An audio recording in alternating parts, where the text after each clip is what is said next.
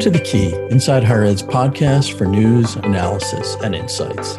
I'm Doug Letterman, Inside Higher Ed's editor and co-founder. And this is my first episode of The Key, trying to fill the big shoes vacated by Paul Fain, who conceived The Key and hosted its first 35 episodes.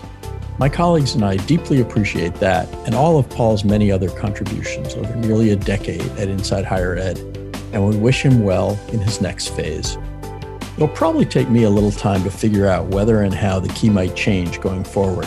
And to some extent, that decision will be influenced by what's going on in the world around us. But I'm eager to hear your ideas and suggestions about what you're most interested in exploring. Themes, topics, speakers, formats. Please reach out to me at doug.letterman@insidehighered.com, via LinkedIn, or on Twitter, where you can find me at DougLedIHE. I'm looking forward to traveling this road with you. So about today's podcast, when I was thinking about how to kick off this new string of episodes, I wanted to choose a topic that would be broadly relevant to those who care about higher education and that was timely without being momentary. As soon as I framed it that way, the answer became pretty obvious to me. Digging into the clear evidence we've seen in recent months that the pandemic and the recession have disproportionately disrupted the educational plans of certain groups of disadvantaged young people, and concerns that the ill-timed crisis may have blunted what appeared pre-COVID to be long overdue and at least modest progress in improving equitable access to higher education. In our first conversation to follow, Doug Shapiro of the National Student Clearinghouse discusses his organization's closely watched reports about fall enrollment data, which many people in and around higher education awaited and consumed like economists anticipate the Labor Department's monthly jobs report. Doug drew special attention to the disproportionate number of graduates of high schools in low-income or heavily minority areas who did not continue on to college last fall, and the challenge that might lie ahead in trying to, quote, reclaim those students, as he put it.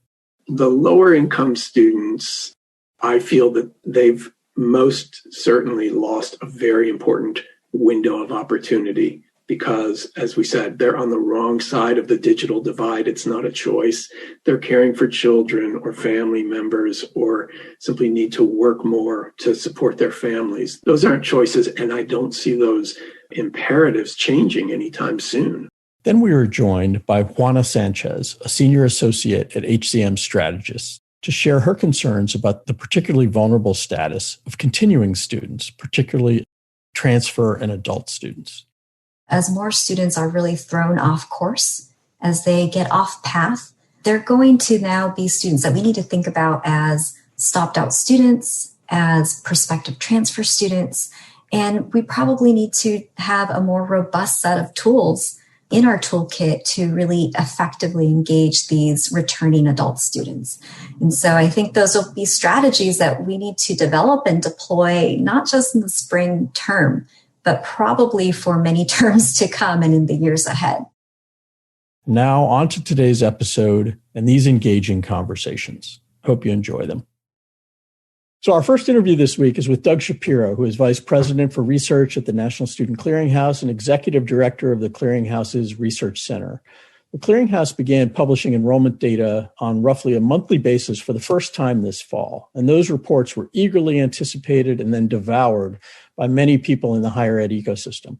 Campus leaders who are anxious about how their own numbers compare to the national picture, and policymakers and advocates for students wondering if some early indicators like drop-offs in the number of students filling out the federal student aid form would result in actual enrollment declines, particularly for disadvantaged students, or shifts in where students enrolled. So welcome to The Key, Doug, and Happy New Year. Thanks, Doug. And it's great to be able to talk with you about our work. I wondered if you'd start by looking back at the collective reports that you issued through the fall. I think they started in maybe late September or maybe early October, and briefly laying out a few of the higher level conclusions for us, and then we can dive into some of the details. Sure. Well, so the biggest headline, the top finding right off the bat was just historically large declines in the number of undergraduate students enrolled in college generally, but even more significantly, more severe drops in the number of freshmen, first-year students, 13% fewer freshmen on campus and even worse at community colleges, which have been, throughout our findings in this fall, the most hard-hit institution types. Over 20% fewer freshmen at community colleges this fall, which was more than twice the declines at the four-year schools. And on top of that, within each institution type, almost without exception, we found that Black and Indigenous and Hispanic students were faring worse than their white and Asian peers. Particularly when we compared the changes this year, we were looking throughout at year-over-year changes in the same school enrollments. The changes this year compared to the year-over-year changes from last year, which we kind of characterized as, well, this is the pre-pandemic underlying demographic trend. And we saw, for example, that Hispanic students, their enrollments have been increasing year over year. The demographics are pretty clear on that. So even though the Hispanic declines this year were nominally less large, when you compared them to the increases from the prior trend, they were almost more dramatic, the reversal. And so the inequitable impacts of the pandemic and the recession and the economic crisis on higher education generally is really one of the most concerning findings.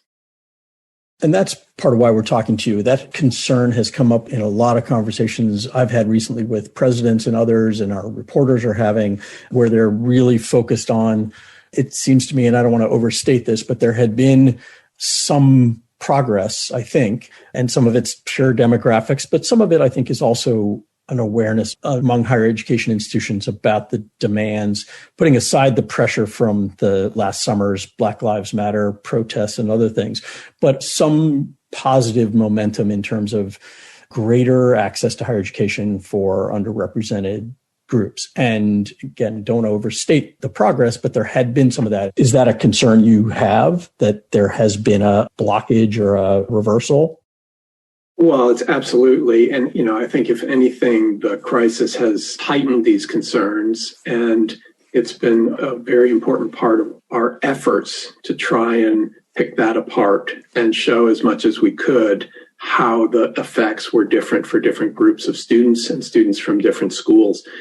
We saw a lot of this in particular in our high school data. So when we looked at not just first-year students generally, but first-year students coming directly from high school, there we saw particularly large gaps in the numbers of students who were coming from low-income high schools and high-minority high schools, truly staggering effects. And, again, there were declines across the board, even from higher-income high schools. Far fewer students were becoming college freshmen this fall. But in some cases, the difference was by a factor of 2, the declines being steeper for students coming from low-income, high-minority, and urban high schools. And that just kind of mirrors the effect of what we saw on the college side, that many of those students would have gone to community colleges. And the fact that they didn't show up means basically we're over 500,000 fewer students enrolled at community colleges this fall than in fall 2019. It's really, truly frightening when I think about what that could mean for the future of this country. And we'll come back to transfer in a second, which you've also focused on. So that's actually one question you partially answered, but it sounds like the high school data, you have at least the kinds of high schools they come from. Is that your primary way of getting at socioeconomic income? In other words, at the college level, I'm guessing you don't necessarily have great data to be able to cut it by that. That's right. For the most part, we don't have any data coming from the colleges that relates to student incomes or even financial aid status. There are some colleges who participate in a newer data collection called the Postsecondary Data Partnership we've just started this year, where we are collecting information about family income and financial aid. But generally, we only have that by way of high schools. And even there, it's not student level data, it's high school level information. We can say this student came from a low income high school. I guess the reason I went there is moving from the what we've been talking about the data, what the data show, to some sense of the why. And obviously this is probably limits on how far you can go in really answering these questions. But in terms of understanding this, the question about whether it is primarily socioeconomic income, or if there are other factors that are driving these phenomena that we're talking about. And so I'm curious, sort of, when you think about the whys, you probably get asked and probably maybe not have as many answers as we all might like. But what's your sense of kind of, in terms of explaining particularly the disproportionate impact? Is it the fact that the students were having to take on extra work and get extra jobs? Is it more likely that they had family responsibilities? What's your sense, to the extent you can gauge it, of the why? Yeah, it's interesting because one of the surprises of what we found was that so many of the expectations of particularly community colleges, that they would see more students coming in because of this standard recession effect that we've seen over and over again. And the fact that we saw declines at all ages. We saw large declines in the number of kind of adult students who had previously enrolled, stopped out. And in recent years, more and more of those students have actually been returning to college. We called them returning students. In 2019, there was an 8% increase in the number of students returning from stop-outs enrolling in college. And this year, there was a 17% decrease. So again, a complete reversal of whatever gains we've had in higher education of being able to bring back some of these stopped out, some college no degree students. Which has obviously been a major priority because that's seen as a ready pool of students at a time when the demographic cliff is coming. Absolutely. And so what that tells me in terms of the why is, first of all, this is absolutely not a typical recession in any way, shape, or form. Unemployment has been through the roof. We don't see any evidence that unemployed adults are coming to college the way they have in the past. Now, it's still early in the recession, and maybe that will start to happen in this term, the current term. But I think there's so much more going on right now. I mean, it's not just about the job market. It's not just about affordability of college. I think the challenges of income inequality and social justice absolutely play a role, because we started to see that even in the summer term, last summer's enrollments, far fewer Black and Hispanics enrolling in college over the summer sessions. It's challenges about the digital divide. I mean, one of the reasons I think that community colleges have been hit so hard is that their students don't have access to internet and safe places to study. Yeah.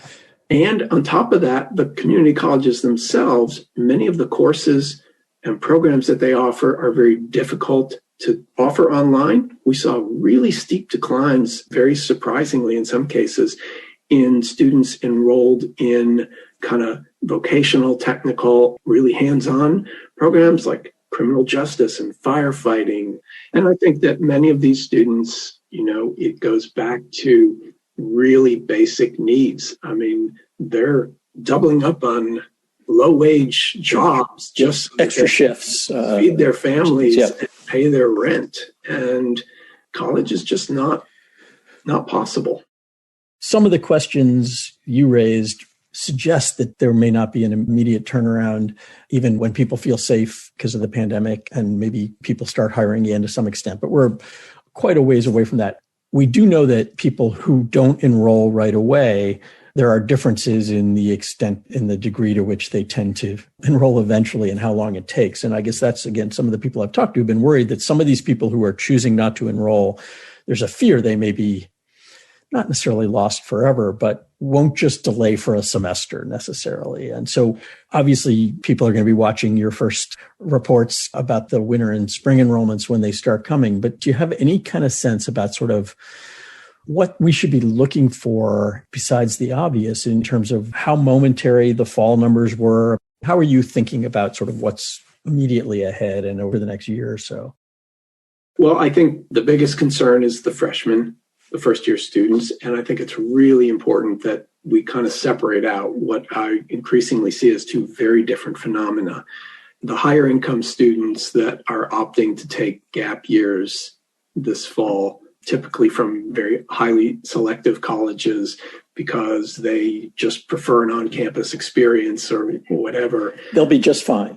They'll be just fine. Exactly. There are no concerns. They'll come back next fall or we'll be whatever. back as soon as the pandemic is under control and it's safe to come back. Yep. The lower income students, I feel that they've most certainly lost a very important window of opportunity because, as we said, they're on the wrong side of the digital divide. It's not a choice. They're caring for children or family members or simply need to work more to support their families. Those aren't choices, and I don't see those imperatives changing anytime soon. I mean, if anything, the pandemic is much worse than it was in the fall or even in September or August. And, the additional stimulus money is already too late, even if it starts arriving next week, for people to kind of turn their lives around and decide they can suddenly enroll in college. And the other thing is that, when I think more specifically about students who are just coming from high school, the disadvantaged students are often the ones who benefit the most from the kind of focused and structured guidance and assistance from the high school environment. Advisors who reach out, check in, keep them on track, demonstrate that they have high expectations, those sorts of things. The longer students are away from that supportive high school environment, the greater the risk that, life happens and college doesn't. We're talking with Doug Shapiro, Executive Director of the National Student Clearinghouse Research Center. Last couple of questions. What can be done? If you're thinking about the various players on this landscape, obviously colleges, the schools, local community groups, national organizations that care about this stuff, are there strategies, practices, and advice that you can offer that people should at least be contemplating? That kind of personal outreach on the part of advisors and access organizations and high schools is going to be vital. We've never really confronted the challenge of having to go back a year and recoup losses. I mean, it's one thing to say, yeah, we can do more and better for this year's high school graduates, right? The ones who are going to be finishing in June 2021.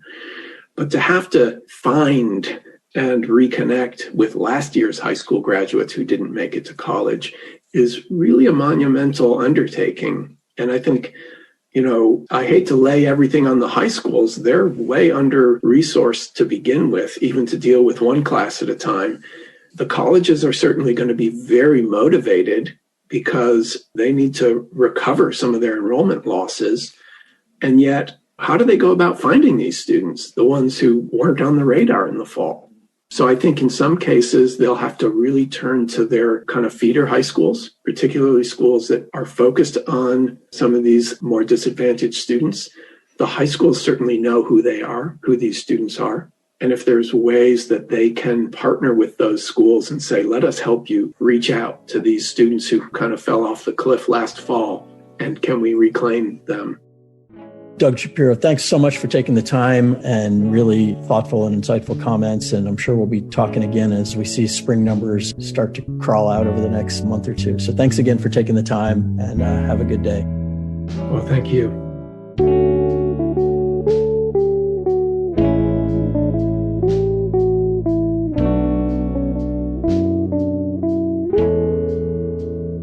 Do you read Inside Higher Ed every day? If Inside Higher Ed is an integral part of your day, please show your support by joining our Insider Membership Program. For less than $10 a month, you can take this next step. To become a member today, please visit insidehighered.com/membership.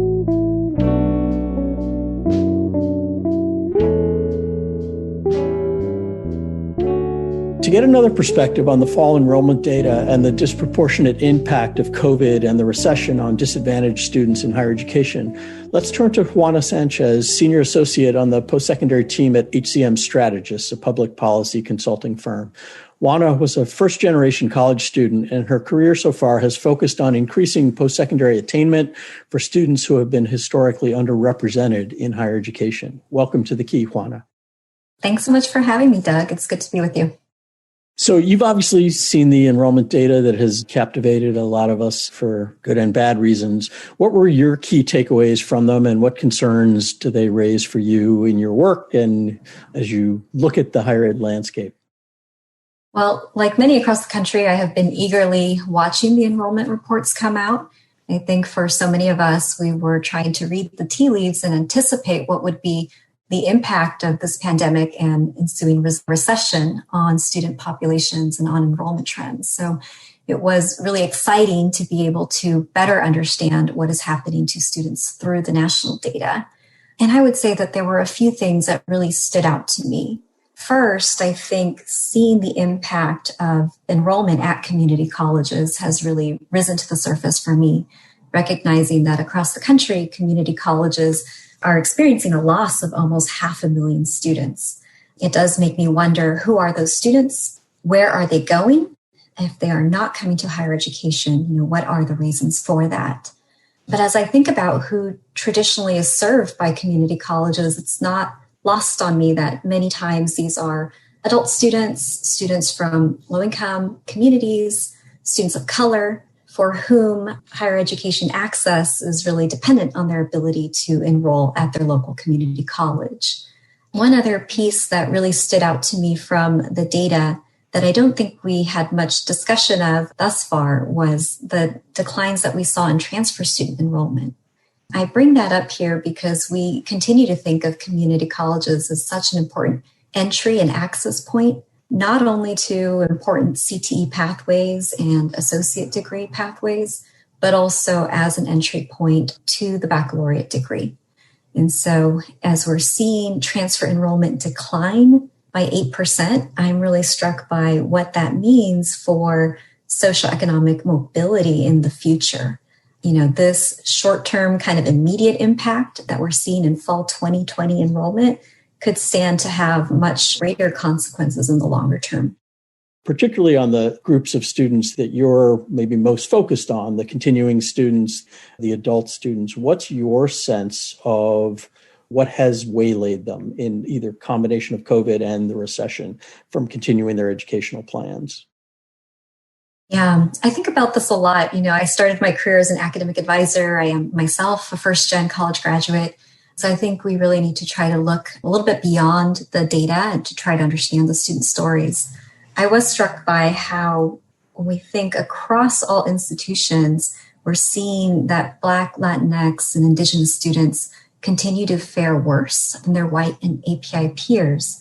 And so I, for one, have been looking at student survey data that is coming out of different states, including a survey that the California Student Aid Commission released last summer that is really trying to give us more contours to understand what is going on in students' lives at this moment. I just think it's important for us to really pause and acknowledge that for students of color, they're really being hardest hit on all sides here.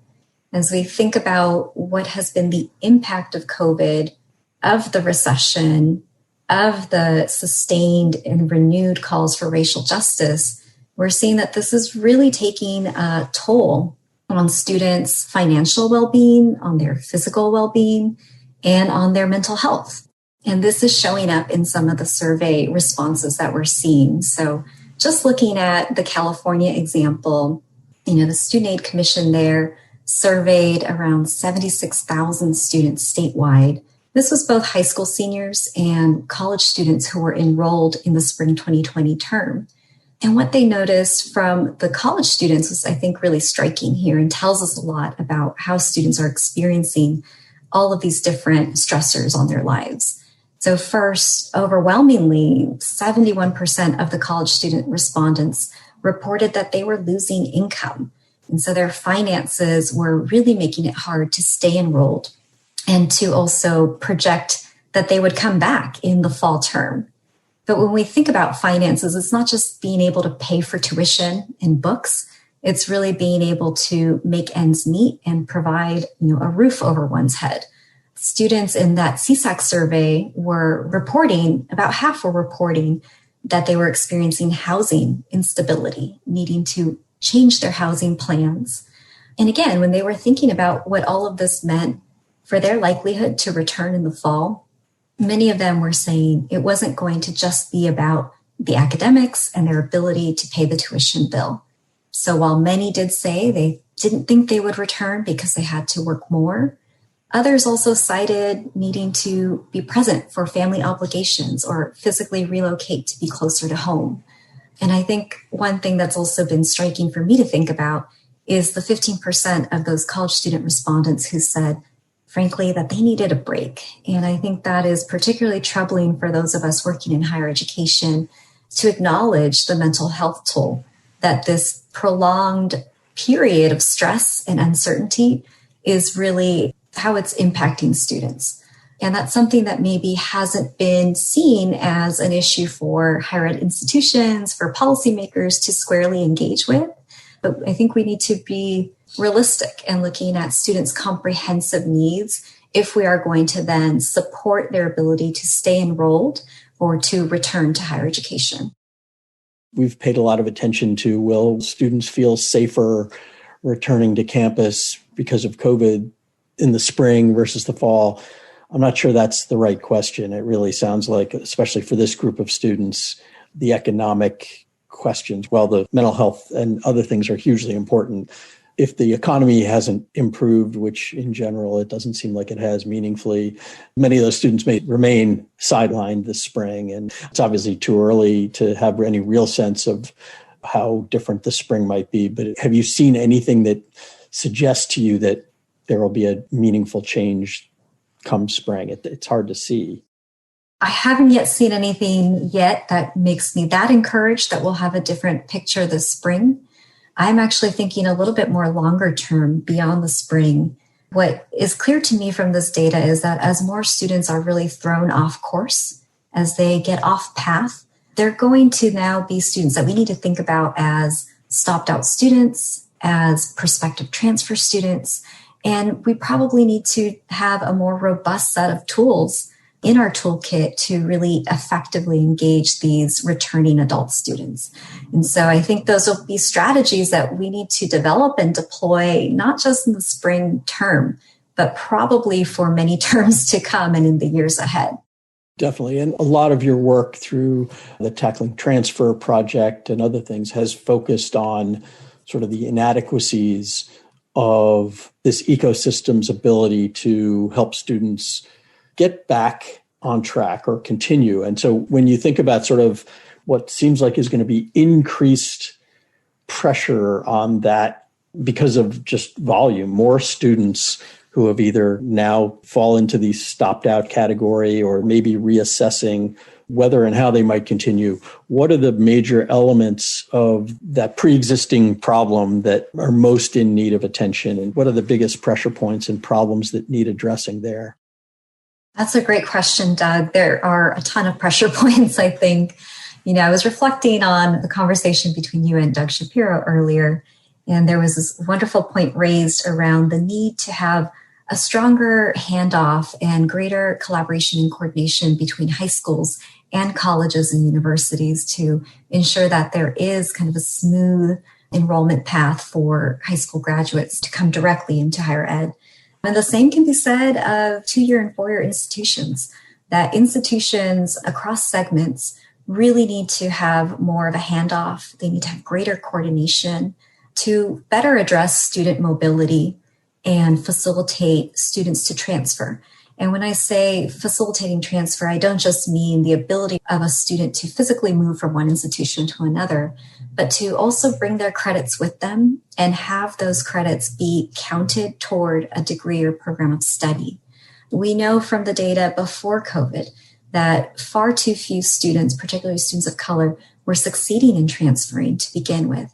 And when they did transfer, they were bringing in more excess credits. So that means that less of their credits were actually being counted by their receiving institution and being applied to the degree. All of that just translates to more time and money for students. And that time and money that students are spending is also, I think, a real problem for all of us. If we think about students financing college through state and financial aid, and they're using their aid money, exhausting their aid eligibility on courses that then they have to go back and repeat, we're all losing in that situation. So there are many pressure points, but I do think colleges need to be thinking proactively of ways that they can make it easier, not harder, for students to take their credits with them and have their credits counted. And I will say within that, there are many opportunities. So I think we've had some long-standing challenges with respect to student mobility, credit portability, and credit applicability. But I do think that right now is a prime moment for institutions to be thinking very differently about the status quo, about their approach to business as usual, and to look to each other for some creative ideas on how to lift some of those administrative barriers so that more students are able to transfer and able to reach graduation much more quickly. So colleges and institutions, 2-year, 4-year, aren't the only players in this. Obviously, there's also a role for state and federal policymakers.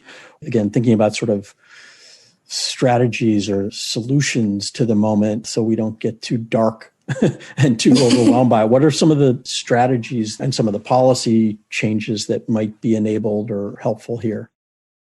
Certainly, it's not all doom and gloom. We know from our work under Tackling Transfer, which is work we do in partnership with SOVA and the Aspen Institute College Excellence Program, that there's actually a real opportunity for policymakers to play an active role with colleges and universities to improve transfer student success and to really improve equity within that work. One thing that we have learned under Tackling Transfer is that it is actually really important for states to make transfer a priority and to set a vision and an expectation for efficient and equitable transfer, particularly when you think about the important role that states play in coordinating across higher education segments and institutions. And so we think step one is even just naming transfer as a priority. Again, as a Californian, I think of a very recent example in my home state where our governor just released his budget proposal. And in that budget document, he names dual admissions transfer pathways as a priority for the 4-year systems in the state. Again, signaling that he is paying close attention to transfer student outcomes, and that as he's making decisions around where to allocate resources in the state, he wants to see accountability on not just the part of 2-year institutions, but also 4-year institutions. So I think state policymakers in particular have an important role to play in signaling, in prioritizing transfer, and then in really supporting it. And how do they support it, I think, is an important question here. Funding it, obviously, I just mentioned making sure that resources are being allocated to support institutions in undertaking transfer work. Within that, I also think a lot about financial aid and ensuring that transfer students have the same access to state grant aid, particularly need-based aid, as first-time freshmen do.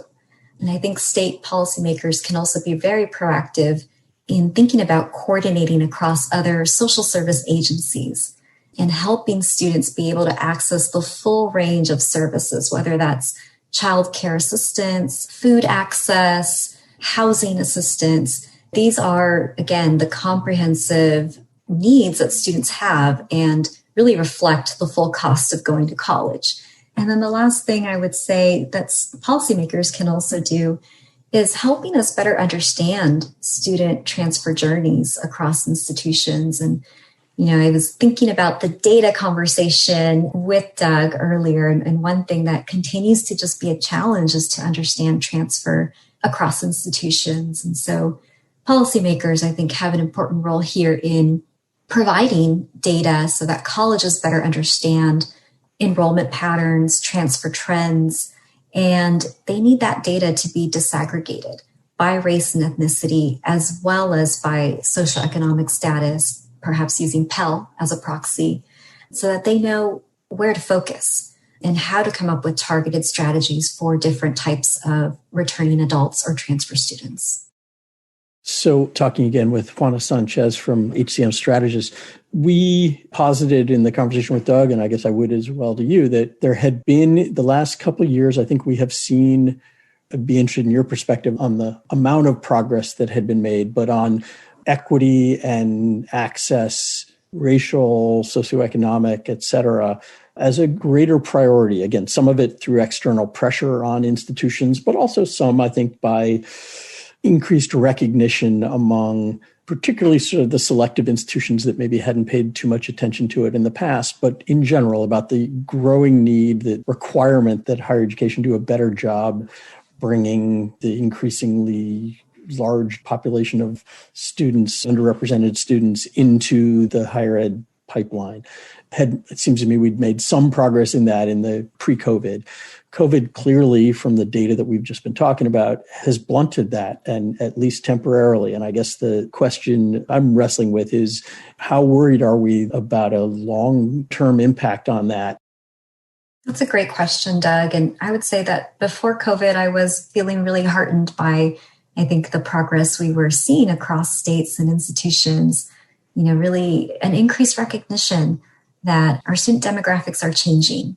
And we were seeing declines in many places in the country in traditional high school populations. And so an increased focus on adult populations, recognizing that the demographics of our country is just changing such that we really need to understand how to not just recruit, but engage and support students of color and really think about the unique needs and the unique assets that these students bring to college campuses across the country.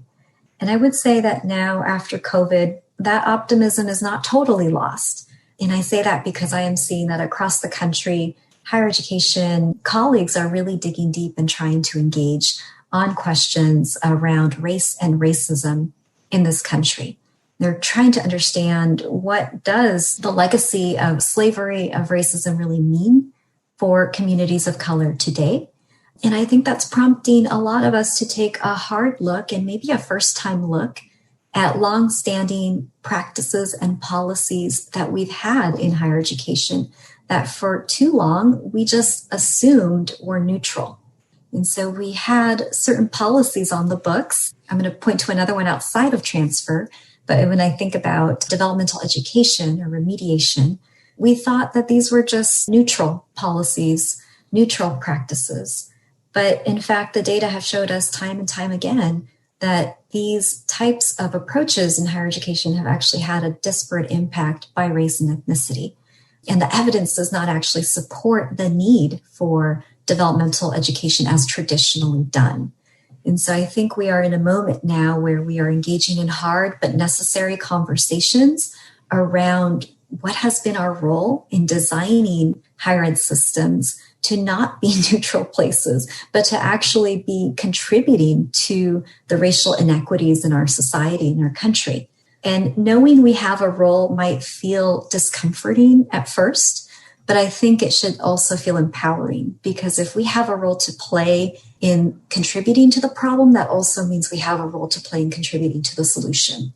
And so at HCM, I am seeing states like Massachusetts, for one, undertake really systemic look at their policies and do a policy audit to understand the racial equity impact of their work and find opportunities to improve their work to better serve all Massachusetts students.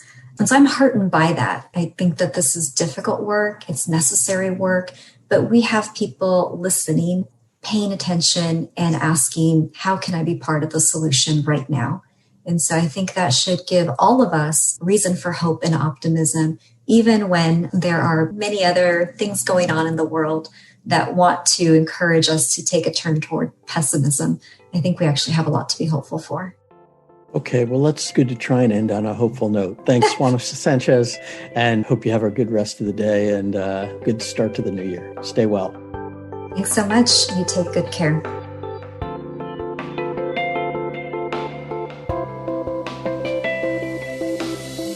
Is your institution trying to fill essential positions?